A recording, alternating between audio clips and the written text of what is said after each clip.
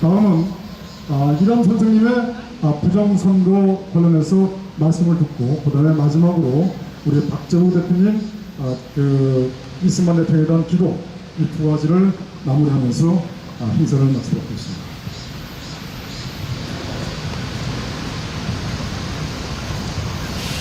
안녕하십니까.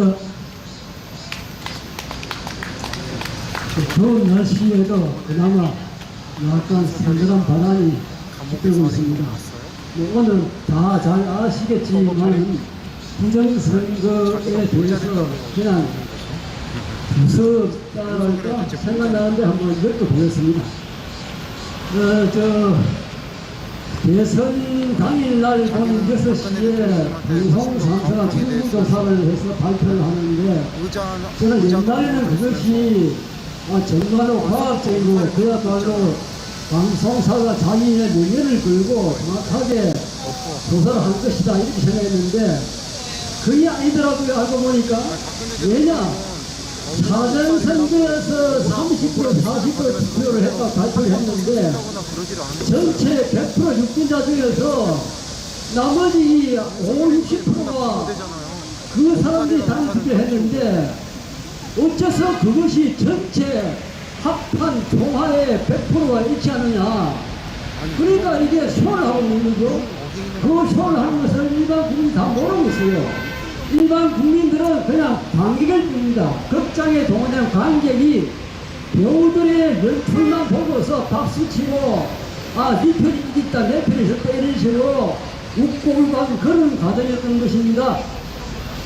그런데 지금 흔히 대수의 법칙, 컨대짜 대수의 법칙을 말하는데 저는 대수의 법칙이라는 말은 좀 생소하고 옛날에 공부를 잘 안 해서 옷에 막 확실하게 얘기 드리는 것은 여론조사 같은 걸 우리가 무슨 받겠습니까? 여론조사 할 때에 플러스 마이너스 2.5% 지내도 수준 이런 말을 하는데 처음에 나는 그 예상을 생각했어요. 그런데 알고 보니까 그것이 굉장히 키포인트라고요. 플러스 마이너스니까 중앙에서 보면 합하면 2.5가 되면 5%죠. 그러니까 발표치 숫자에서 5%를 빼고 생각해라.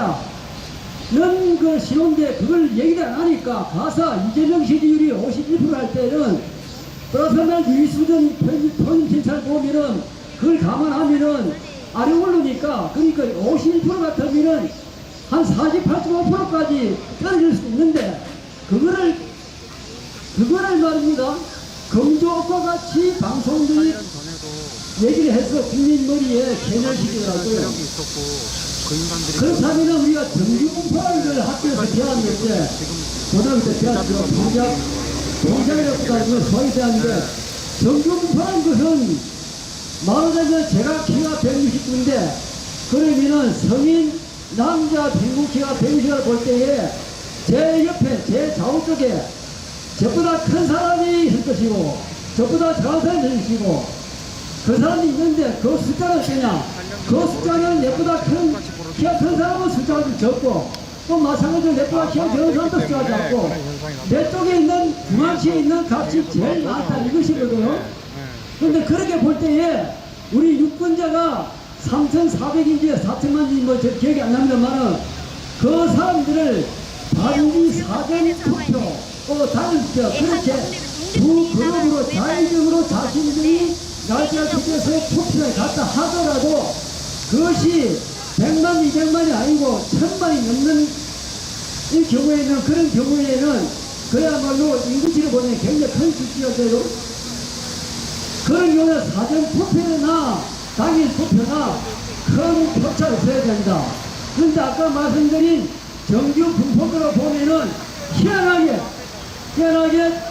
조작을 리드하는 당은 플러스 쪽에 분포되어 있고 패배를 스스로 자인하는 또 다른 당에서는 마이너스 쪽에 그렇게 1대1로 양분이 되어 있는 그런 그래프가 나타나고 있는 겁니다. 그걸 이제 우리가 쉽게 보는 통계학적인 수학적인 그런 계산으로서 생각하는 것이고 실제 우리가 가사 우리가 피부가 저긴 뭐 지하식일 때 보면 몸이 이렇게 두드러기라든가 발진식이 나습니까?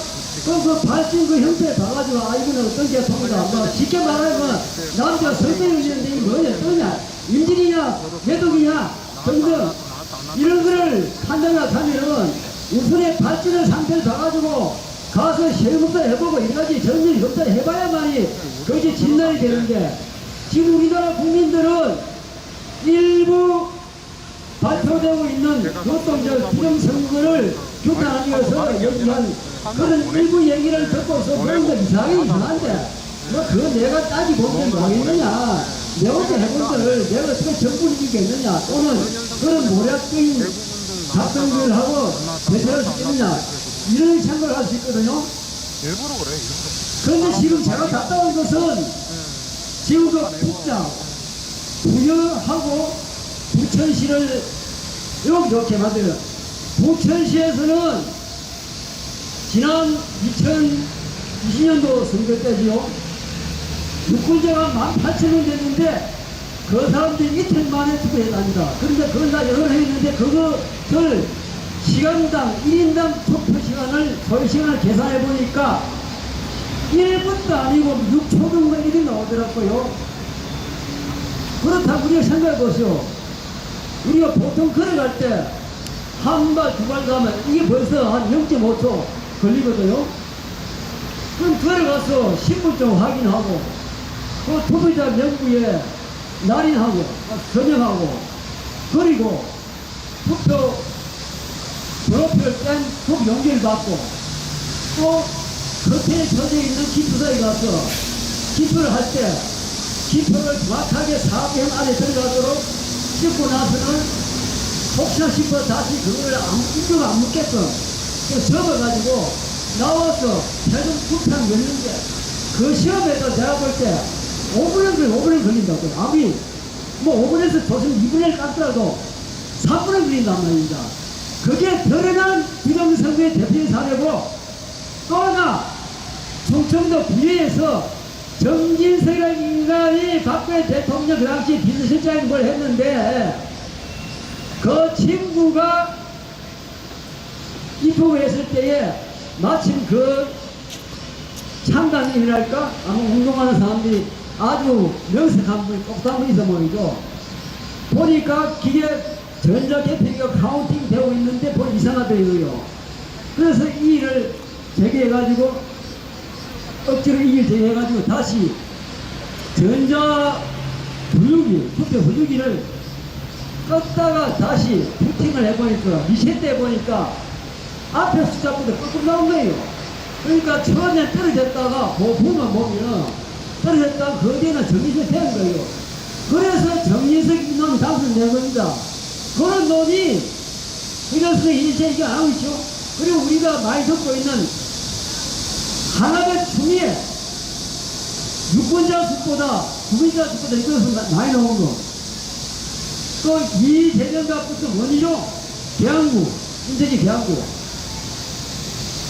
등등 보면은 이거는 부정선거가 아니고서는 당선될 수 없다. 제가 한 가지 말드리면 제가 한 20년 전 직장이 경상남도였는데 그때 다행히 마침 그 야당의 투자 김도관 씨가 남해 군수를 했어요. 또 그때 그 라이벌이랄 거 그뒤 라이벌이랬죠. 김태호 씨가 거창 군수를 했어요. 그 두 양반을 이런 행사 때문에 만나보고 이랬는데 인간적인 면은 김도환 씨가 상당히 뭡니까? 좀 그런 좋은 면이 있는 것 같고 김태호 씨는 조금 약간 그 숙기가 없는 그런 입장이 있는데 그 뒤에 김태호 씨가 국무총리 후보로 오르니까 김태호 씨 사모님이 와이프가 완영사를 했다 이래가지고 국무총리 낙마됐죠. 박근혜 정부 때에. 근데 그 뒤에 김도환 씨가 그때 도의사를 거치가지고 양산에 출마했는데 나 동년시 양산시장 붙었는데 거기에서 이 사람이 이겼어요. 근데 보니 희한하다. 양산에 표도 없는 기본 없는 사람이 어떻게 아무리 도의사 했더니 국회의원이 되느냐 이상한 생각했는데 아니다 다르니까 지난번에 자기가 대법원에다가 부정선거라고 얘기를 했어요.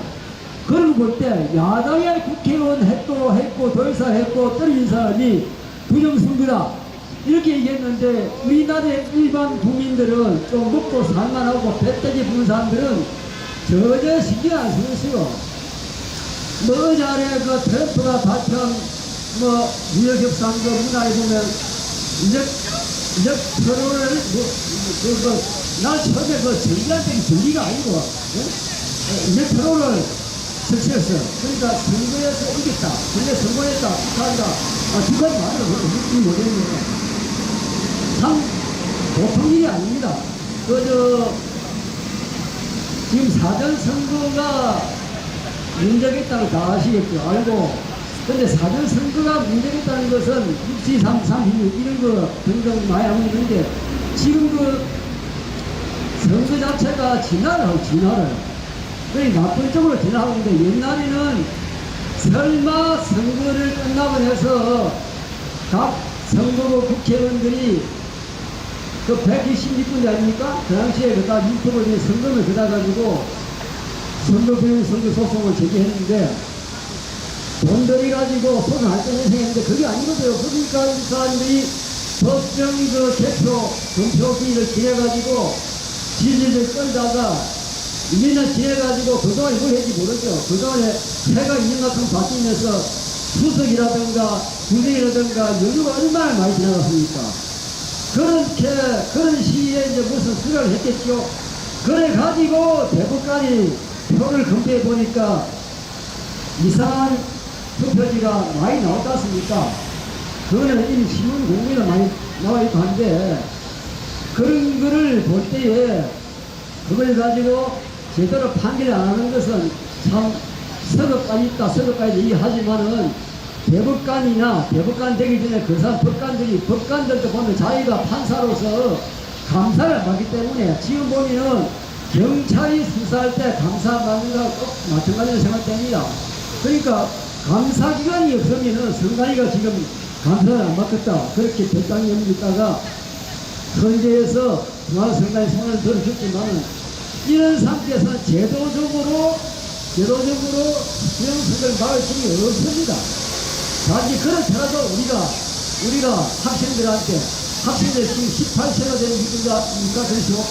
걔들한테 이런 있다는 걸 한마디라도 할 수 있는 입장을 해주는 것이 우리 어른들 자들의 도리가 아니겠느냐 그런 생각을 해봅니다.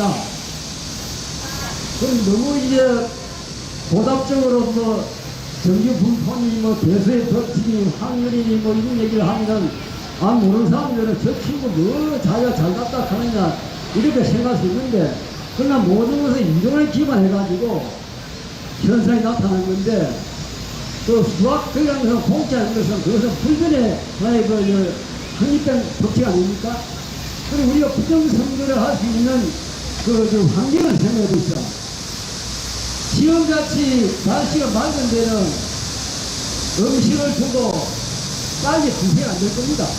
그런데 온도는 높고 습도도 높고 한데 거기에 음식을 주면은 가사 김밥 부술 때 보통 한 2시간 간다면 한 2~3시간 만에 부패가 많은 것 같이 지금 부정선거의 여건 자체가 보면은 제일 처음에 CCTV를 가진다는데 CCTV를 지금 우리가 여기도 CCTV가 비치가 돼가지고 오는 사람 가는 사람 모든 게 높아지고 있는데 문제가 생길 때는 그걸 가지고 원인을 파악하는 것이 CCTV 설치 목적인데 선거를 앞두고 CCTV를 있는 것도 가지고 그게 첫째 오얏나무 아래서나 각을 내지 말고 옛날 서민들의 속담을 얻은 것이고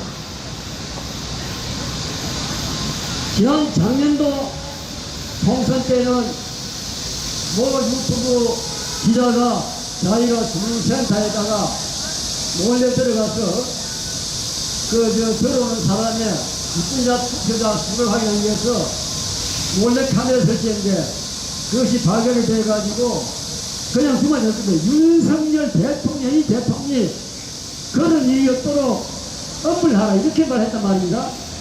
불과 1년 전에요. 그런데 1년 후에 2년도 아니죠. 불과 6개월 때 13년 개혁 때가 아무 말 따로 있다가 10월 10일 날 그때서 약간 부정선거 관계 위원회 안 하고 선거 시장 좀 밝히고 이래가지고 이야기를 하고 헌재 재판 받을 때도 직접적으로 부정선거 얘기를 자기 했는지 변호사 조금 얘기를 합니다만은 없었어요. 그러니까 이게 오늘 총장님 말씀 맞다는 한 통속 마지막으로 말씀드리겠습니다. 지금 우리가 아마 중고등학교 다 나왔겠죠. 그러면 쉽게 말해서 우리가 동의원서 광산동의원서 유한영서 있지 않습니까? 그 맨델레프의 원서 두 개를 보면 구리, 은, 금 이것이 9개월 전에 세로줄 상에 같이 있을까요? 떨어져 있을까요?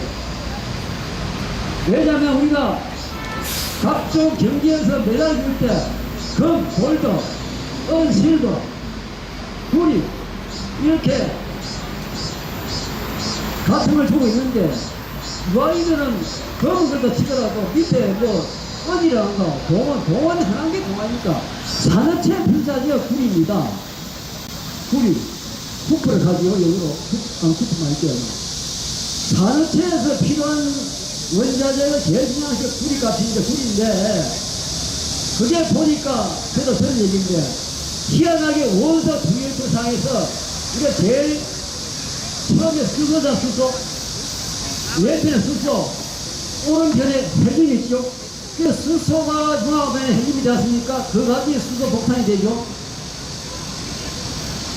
방금 말한 구리, 은, 금은 같은 말이 있는데 같은 세력들에 속해 있어요.